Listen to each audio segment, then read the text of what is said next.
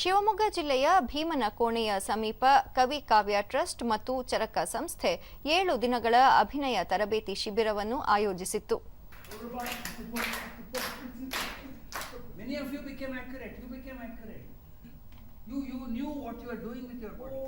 ದೂರದರ್ಶನದೊಂದಿಗೆ ಶಿಬಿರಾರ್ಥಿ ಪ್ರಿಯ ಯಶಸ್ವಿ ನಟನೆಗೆ ಗ್ರಹಿಕೆ ತಿಳುವಳಿಕೆ ಮುಖ್ಯ ಸಂಗತಿಗಳಾಗಿವೆ.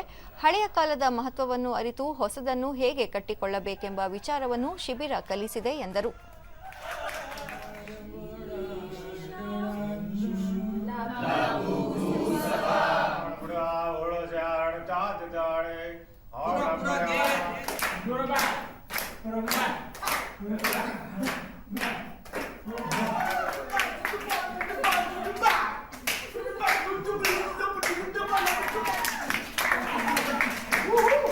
बहुत बार बीच बीच में हम उनसे मिलते भी रहे हैं, तो मेरे लिए ये वर्कशॉप बहुत ज़्यादा स्पेशल था क्योंकि उनसे सीखना था बहुत सारी चीज़ें और इसमें बहुत डीप और एक्स्ट्रा नेक्स्ट लेवल की चीज़ें सीखने को मिली है जो कि एक एक्टर के लिए और एक बहुत बेसिक के साथ एक एडवांस चीज़ें बहुत सी सीखी है जो एक एक्टर के लिए और मानो कोई भी कलाकार के लिए जो जानना और सीखना बहुत ज़रूरी होता है.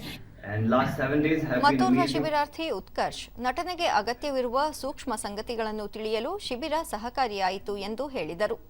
The kind of training that we have got in these 7 days, it was amazing from the basics because sometimes we as actors, even working actors, we somehow miss the basics of theater.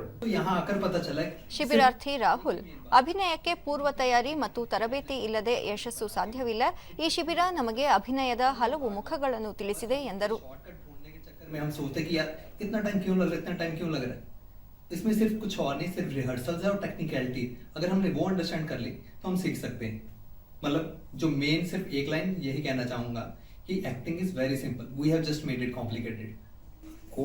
ರಂಗ ನಿರ್ದೇಶಕ Prasanna cinema ಕ್ಷೇತ್ರವನ್ನು ರಂಗಭೂಮಿ ಎಂದುಕೊಂಡಿದ್ದಾರೆ. ಅದು 4 ಕೋಣೆಯೊಳಗಿನ ಮನರಂಜನೆ ಅಷ್ಟೇ. ರಂಗಭೂಮಿಗೆ ದೊಡ್ಡ ಆಯಾಮವಿದೆ. ಮಗುವಿನಿಂದ ದೊಡ್ಡವರವರೆಗೆ ಸಂವಹನ ಕಲೆಯನ್ನು ಕಲಿಸುತ್ತದೆ ಎಂದರು. ಯೋಚನೆಗಳನ್ನು ಕಲಿಸುತ್ತೆ, ಕೆಲವು ಸಲ ಒಳ್ಳೆದನ್ನು ಕಲಿಸುತ್ತೆ. ಅದರ ಸಮಸ್ಯೆ ಏನಪ್ಪ ಅಂದರೆ ನಾಟಕವನ್ನು ನಾನು ಮಾಡಬೇಕು, ಪ್ರತಿಯೊಂದು ಮಗುನೂ ಮಾಡಬೇಕು. ಆಗ ಅದು ಒಂದು ಒಳ್ಳೆಯ ಸಭ್ಯ ನಾಗರಿಕ ಆಗುವ ಸಾಧ್ಯತೆ ಇರುತ್ತೆ.